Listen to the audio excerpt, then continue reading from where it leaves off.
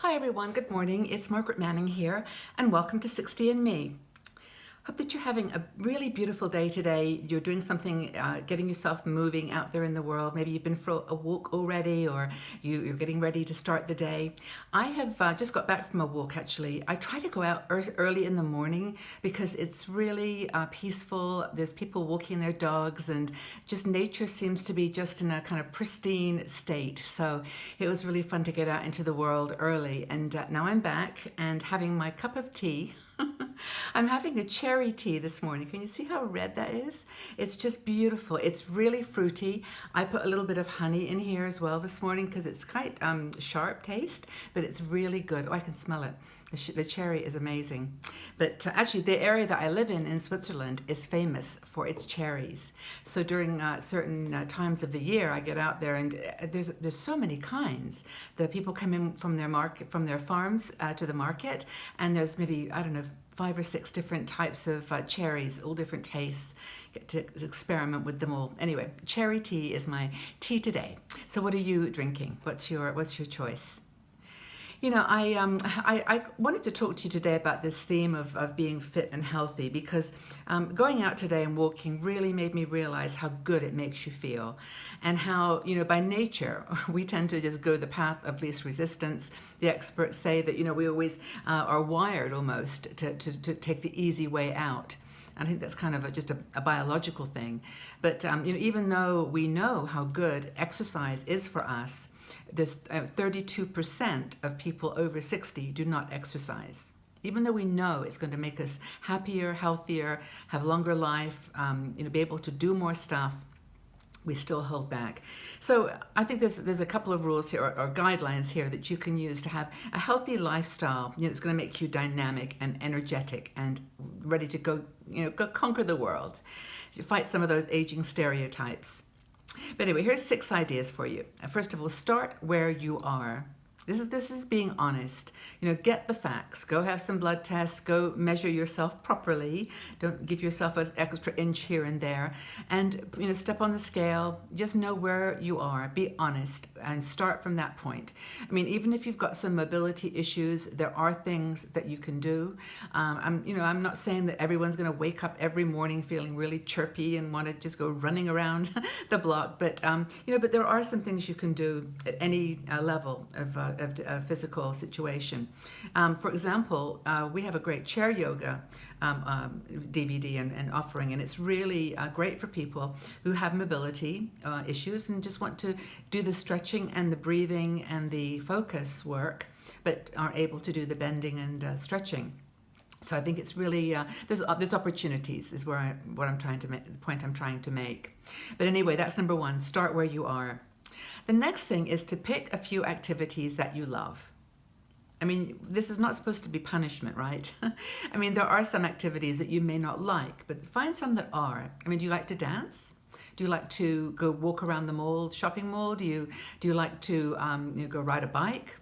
I mean, do you like yoga? I mean, I found that yoga is one of these things, is a spectrum. You know, you can start by very simple stretching and exercises all the way to balance and breathing.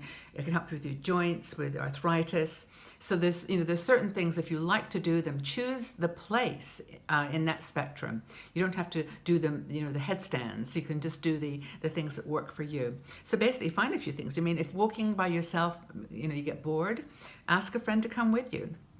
If you don't like swimming, well then just do a couple of laps and then go to the spa, go to the hot tub.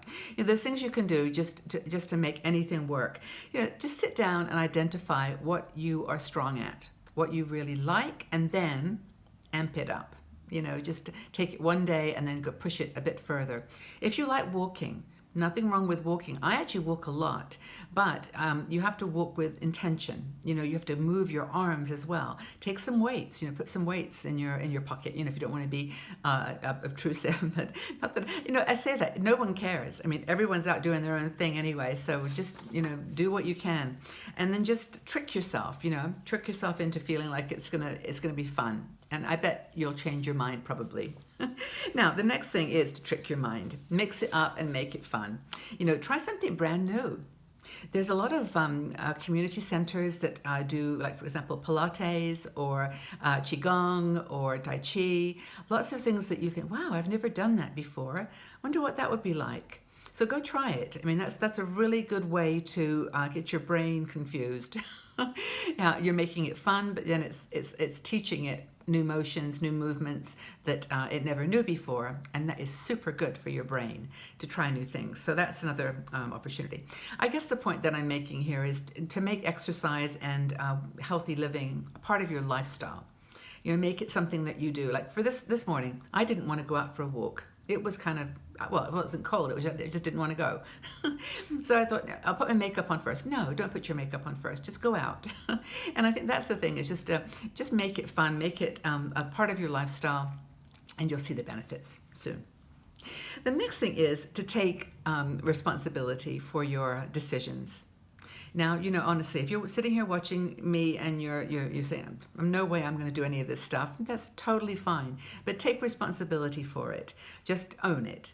Because you can't complain that you're overweight or that you are not as mobile as you used to be, that you can't do that holiday, walking holiday, because you can't stand on your legs for longer than 20 minutes at a time. Then, you know, but just take responsibility. And I'm not being harsh. I mean, this is me. I'm talking to myself here. So it's just a matter of, you know, being accountable to yourself.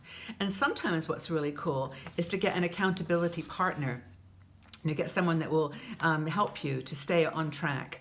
You know, my son is really good at this. He and his wife are super gym goers. I mean, they're not just gym, but they take care of themselves, of their body. They really work hard. They make it a daily commitment, and he keeps me honest, and I really appreciate that. And you know, I think it's nice to have an accountability partner if you can do that, and also give yourself a commitment. I know Tim Ferriss was being interviewed the other night. I watched him. He's great. He wrote a book called The 4-Hour Body, and it's really all about just staying healthy and different things he has tried. But he has he gave a couple of sites. I should write them down. But where you can go up, for example, and commit to give you know, a check for $100 to a charity that you don't agree with. You know, something that you absolutely disagree with, but have it written out. Give the check to a friend and say, if I don't lose 5 pounds or if I don't go to the gym every day for the next month, send this check to them. It's kind of an interesting way of looking at it, isn't it? Because then you know you're definitely going to lose those 5 pounds. You do not want to give that group or that organization 100 of your hard-earned dollars. So, but he actually mentioned some other sites too that do this accountability thing, so you feel responsible. It's really interesting.